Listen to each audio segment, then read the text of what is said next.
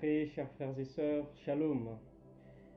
En ce 1er octobre 2023, l'Église célèbre le 26e dimanche du temps ordinaire de l'année liturgique A.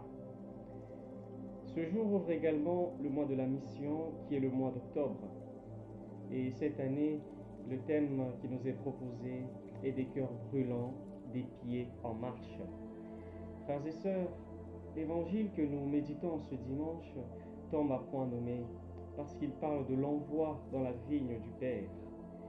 Le Seigneur nous parle encore de la parabole de deux fils.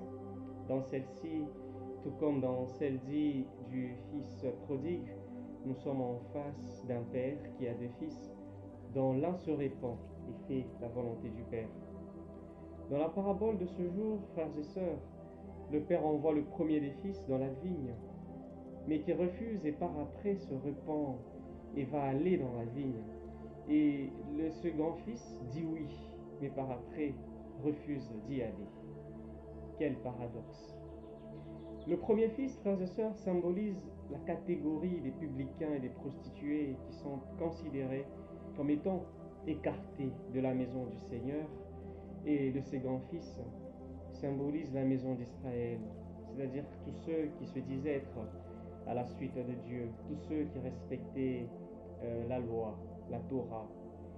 Aujourd'hui, frères et sœurs, nous devons nous interroger sincèrement et sérieusement sur notre réponse à l'appel de Dieu. Très souvent, nous disons oui précipitamment. Nous nous engageons en fait dans les groupes et mouvements à l'église. Nous nous présentons aux activités spirituelles. Et par après, notre élan s'évapore et nous devenons fades, nous devenons statiques et nous nous contentons tout simplement du statut de chrétien, sans pour autant engager des sacrifices, sans pour autant se déplacer pour aller à la vigne du Seigneur. Nous sommes comme cette graine qui, tombée en terre, ne produit finalement pas de fruits.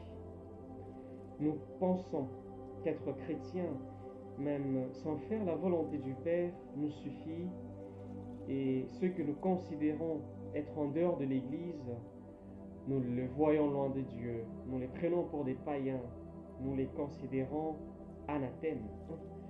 Mais quand ils écoutent la parole de Dieu, curieusement, ils se précipitent pour faire la volonté de Dieu et ils la font dans la vérité et la sincérité. C'est ainsi que dans la première lecture de ce jour, tirée du livre du prophète Ézéchiel en son 18e chapitre, les versets 25 à 28, le Seigneur montre comment rien n'est perdu pour le pécheur, parce que ce dernier, même ayant dit non à l'appel de Dieu, mais qui par après se convertit, a droit au salut. Frères et sœurs, la parabole de ce jour trouve justement son explication dans cette première lecture que l'Église nous propose en ce dimanche. Si le juste se détourne de sa justice et meurt dans cet état, c'est à cause de son mal qu'il mourra. Ce juste symbolise le second fils. Et si le méchant se détourne de sa méchanceté pour pratiquer le droit et la justice, il sauvera sa vie. Ce méchant, frères et sœurs, symbolise dans la parabole de Jésus le premier fils. C'est lui qui avait été envoyé, qui après avoir dit non se repent et va dans la vigne du Seigneur. C'est celle-là la logique de Dieu, frères et sœurs. Mais dans tous les cas, la voie qu'il faut emprunter est celle du droit et de la justice. Que nous soyons du premier fils ou du second, c'est cette voie-là qu'il faut promouvoir, c'est cette voie-là qu'il faut emprunter. C'est sur ce chemin, frères et sœurs, qu'il faut marcher. Mais comment y arriver?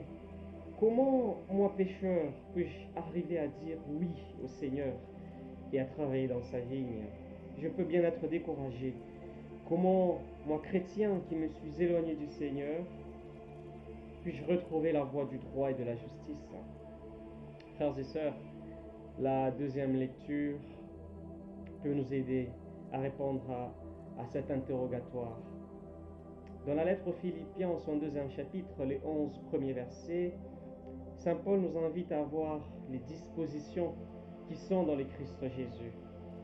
C'est ce qu'on appelle dans notre spiritualité paulinienne, permettez-moi frères et sœurs, la christification. Ce n'est plus moi qui vis, mais c'est le Christ qui vit en moi. Galates 2, verset 20.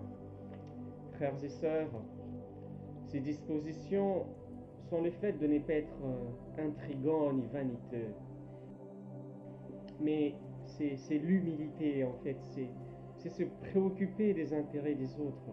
C'est finalement s'abaisser en devenant obéissant comme le Christ l'a fait, lui, de condition divine, ne rétint pas jalousement le rang qu'il égalait à Dieu. Il dit oui au Père et descendit dans sa vigne et fit sa volonté. C'est cette humilité, frères et sœurs, cette obéissance qui lui a valu le nom qui est au-dessus de tout nom. Oui, frères et sœurs, l'Église nous présente plusieurs moyens pour rester dans la volonté du Père en lui disant toujours oui chaque jour de notre vie, en étant des témoins de son évangile en ce monde. C'est le témoignage de vie, frères et sœurs, qui marquera notre désir de travailler dans la vigne du Seigneur.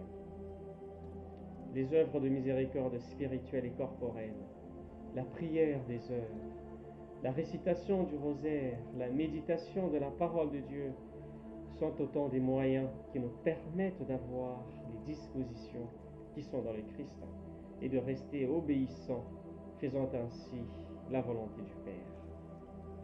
Puisse le Seigneur fructifier cette parole dans nos cœurs et nous bénir tous au nom du Père et du Fils et du Saint-Esprit. Amen.